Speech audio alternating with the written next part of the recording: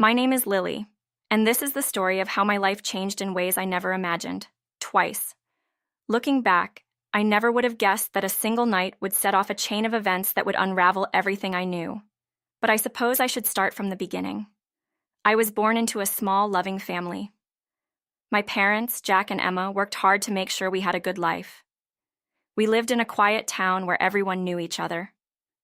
My dad was a journalist, always busy with deadlines and traveling for stories, while my mom worked as a nurse at the local hospital. We weren't rich, but we didn't need to be. Our life was simple and happy. That all changed when I turned 14. It was a rainy night, one I will never forget. My parents had gone out to a dinner party, and I was staying with my grandmother. I remember sitting on the couch, watching cartoons, when the phone rang. Grandma answered, and her face went pale. I knew something was wrong when I heard her sobbing in the kitchen. The next few days were a blur of confusion and heartache. My mother had died instantly in a car crash. My father had survived, but just barely. His legs were crushed in the wreck, and doctors told us he would never walk again. I didn't understand why this had happened to us. My dad apologized over and over when I visited him in the hospital. "I'm so sorry, Lily," he whispered weakly. At the time, I didn't know what he meant by that, but I would soon find out. After the accident, everything changed. My dad came home in a wheelchair, and we had to adjust to a new way of life. He couldn't be the father I knew anymore, the one who would toss me in the air when I was little or chase me around the park. But despite everything, he was still my dad. He threw himself into his work, editing articles from home since he couldn't go out into the field anymore. I became his shadow, helping him with things around the house, making sure he was okay. While other kids were going to parties or hanging out with friends, I stayed home with Dad. We spent our nights watching old movies and arguing about books. In some ways, our bond grew stronger, but there was always an unspoken sadness between us. We both knew life had taken a turn we never expected. As I got older, Dad encouraged me to live my life. He wanted me to go to college, make friends, and experience the world beyond our small town. "You have to spread your wings, Lily," he said. "Don't worry about me. I'll be fine." I didn't want to leave him, but I knew he was right. So, when I graduated high school, I applied to colleges far from home, hoping to give us both a chance to breathe. I ended up attending a university a few hours away. It wasn't too far, but it felt like a world apart. That's where I met my best friend, Emma. She was outgoing and full of life, the complete opposite of me. Through Emma, I met her cousin, Nick. He was kind and had a warm smile that made me feel safe. Nick didn't hesitate when I told him about my dad. In fact, he was excited to meet him. When Nick met my dad, the two hit it off immediately. They spent hours talking about classic rock and old movies, bonding over their shared interests. For the first time in a long while, I felt like maybe life could be normal again. Maybe I could have the kind of happiness I thought was lost forever. After college, Nick and I started dating more seriously. He was a truck driver, often on the road, but we made it work. 4 years later, on a crisp autumn evening, Nick proposed. I was overjoyed, but there was one thing I needed to make clear. "I can't leave my dad," I told him. "He needs me." Nick smiled softly. "We'll make it work, Lily. We'll all live together. Your dad's part of the family, too." Our wedding was small and intimate. My dad insisted on wheeling himself down the aisle to give me away. It was a moment I'll never forget. There wasn't a dry eye in the room. I held Nick's hand, feeling like my life was finally falling into place. But as with all fairy tales, there was a dark side waiting to rear its head. Nick's mother, Anna, and his sister Laura didn't approve of me from the start. During our first meeting, Anna wrinkled her nose when I mentioned my dad's disability. "So, your father is handicapped?" she asked with a tone of disgust. "He's disabled," I corrected, trying to stay calm. But Anna didn't care. She made it clear she thought Nick could do better and that I wasn't good enough for her son. After the wedding, Anna and Laura made themselves scarce, which was fine by me. Nick moved in with Dad and me, and we found our own rhythm. Nick was often away for days at a time because of his job, but when he was home, the three of us would have dinner together and laugh about our day. It wasn't perfect, but it was our version of happiness. But every time Anna and Laura visited, tension filled the air. They acted like they owned the place, barely acknowledging Dad's presence. One day, I overheard Anna whispering to Laura, "Paul could have done so much better. Now he's stuck with that girl and her crippled father. What if they have children? Can you imagine the genes?" The words stung, but I stayed quiet for Nick's sake. I didn't want to cause trouble, even though I could feel resentment bubbling under the surface. But that all changed one evening, when Anna crossed a line I couldn't ignore. We had just moved into a new townhouse, one that was more accessible for Dad. It was perfect, wide doorways, a roll-in shower, and a beautiful garden that Dad loved.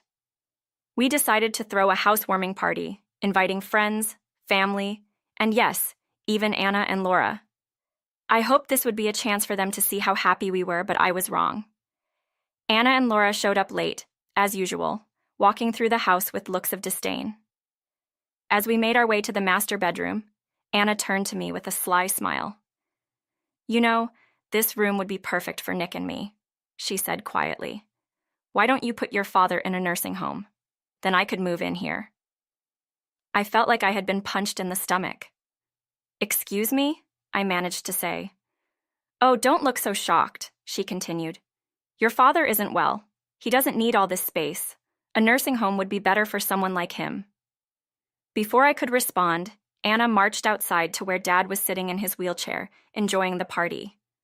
To my horror, she grabbed the handles of his chair and started pushing him toward the driveway.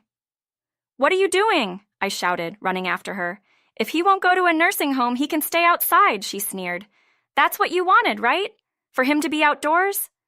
I was shaking with anger. Just then, Nick came outside, his face red with rage. "Mom, what the hell are you doing? Let go of his chair." Anna looked shocked by Nick's tone, but she didn't argue. She and Laura left the party in a huff, and I hoped that would be the end of it. But deep down, I knew it wasn't over. As the months passed, Nick's job took him on more long-haul routes, leaving me and Dad alone for days at a time. I miss Nick, but I was used to being the one to hold things together.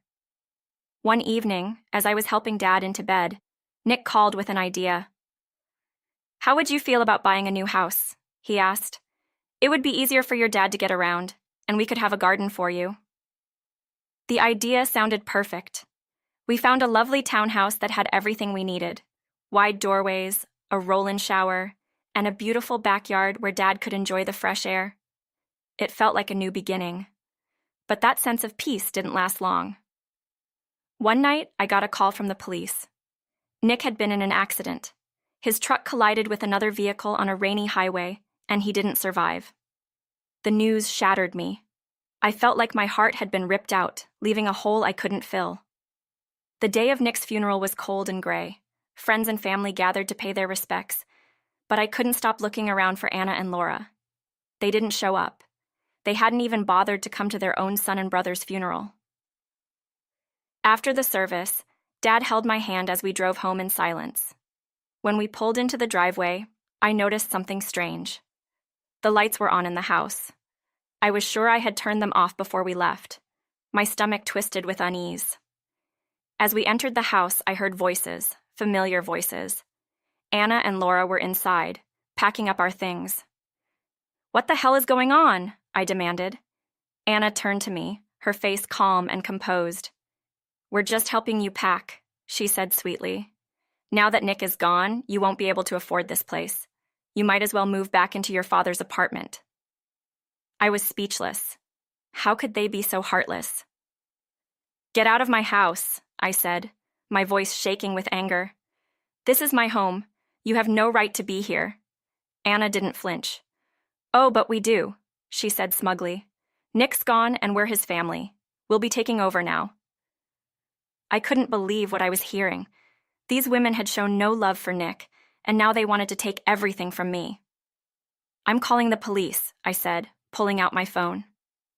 For the first time, Anna looked worried. She and Laura quickly gathered their things and left, but not before Anna turned to me with a warning. "This isn't over." The next few weeks were a blur of paperwork, grief, and fear. I didn't know what Anna and Laura would try next. But then, one day, I got a call from Nick's lawyer. To my surprise, Nick had left everything to me in his will. The house, his savings, and even a letter explaining his love for me and Dad. Nick had thought of everything, even making sure I was protected from his mother and sister. As I read his letter, tears streamed down my face. Even in death, Nick was taking care of us. I felt a weight lift off my shoulders, but the hardest part was still to come. A few weeks later, I discovered I was pregnant. The news brought a mix of emotions, grief, joy, and fear. But as I stood in the garden, thinking about the future, I realized that this child was a gift from Nick, a piece of him that would live on. When Anna and Laura found out I was pregnant, they showed up again, this time asking for help. "We're struggling," Anna said, her voice softer than before. "We need a place to stay. Could we live in your dad's old apartment?" I looked at them, feeling a strange sense of peace. "I'm sorry," I said. "That's not possible. Please leave." They didn't argue this time. As they drove away, I felt like I was finally free. Free from their cruelty, free from the past. With Dad by my side and Nick's child growing inside me, I knew that whatever came next, we would face it together. The road ahead wouldn't be easy, but for the first time in a long time, I felt hopeful. We had survived the worst, and now it was